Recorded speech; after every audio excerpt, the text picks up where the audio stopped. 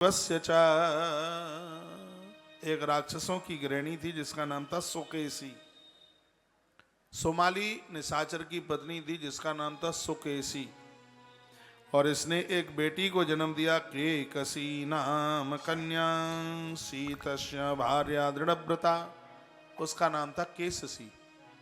और इस केससी का जो विवाह है, विवाह क्या हुआ था, संध्या का समय था, महात्मा जी हवन करने को जा रहे थे तो कामोद्रिक्तासु साह देवी संध्या काले महामुनि।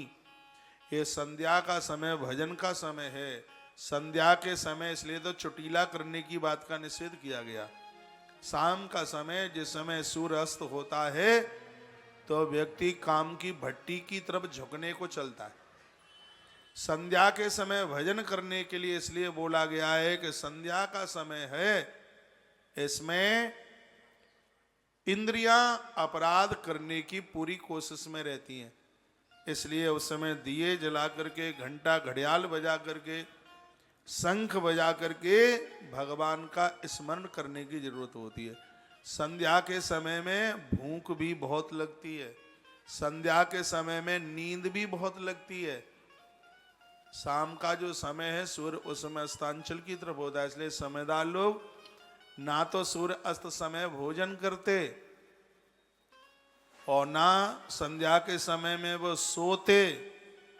और समझदार हैं, सूर्य अस्त होते समय गोधूली की वेला में ना माताएं श्रृंगार करती, संध्या के समय में श्रृंगार गड़काएं करती हैं। जो स्त्री देह का व्यापार करती वो श्रृंगार करती है।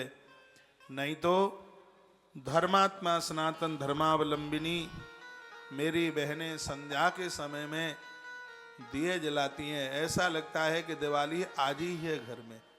इतना आनंद हो जाता है। संध्या के समय में देवताओं के सन्मुख दिए जलते रहते हैं, कई तरह के दिए जलते हैं, आनंद होता है। घंटा घड़ियाल बजते रहते हैं, संकट ध्वनि होती रहती है।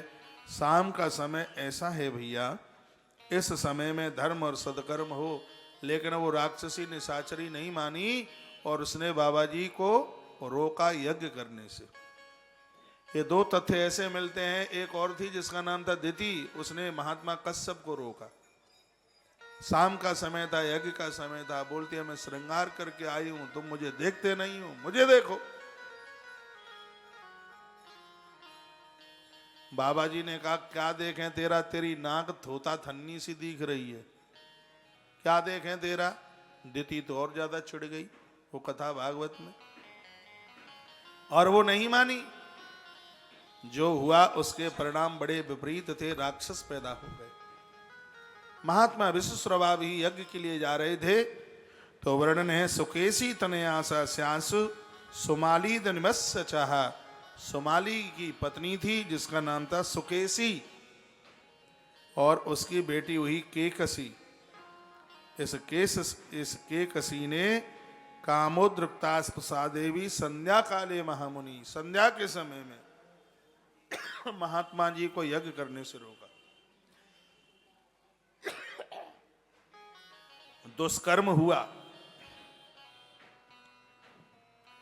परिणाम हो गया रावण कुंभकर्ण सा राक्षसो लोक विश्रुता। पूरी दुनिया को कष्ट देने वाले राक्षस इसके पेट में आके बैठ गए, रावण और कुंभकर्ण। एक कन्या भी हुई, कन्या शूर्पणखा नाम जाता तितस्कृताननः। शूर्पणखा कस्याचित् कालस्य तस्याम जातो विभीषणः। एक विभीषण जी, ये बताते हैं कि विश्वश्रवा की दूसरी गृहिणी के द्वारा विभीषण, यदि इसके पेट से होते तो राक्षस पैदा होता। विभीषण तो भगवान का भगत है, अद्भुत भजनानंदी है। महा उग्र तपसा मां बही पूज्याता सतविषमः रावणस्तत् दुष्टात्मा सुसर कमलई। सो कमल के फूल की तरह गर्दन काट काट कर किसने झोंक दी। बड़ा तप किया उसने। ब्रह्मा जी कहने लगे मरे मत, मैं आ गया वरदान देने को, बोल क्या चाहिए तू। मरे मत, मत कर हत्या, तेरे बाप दादाओं की बदनामी हो जाएगी, मत मरे। ब्रह्मा जी आए,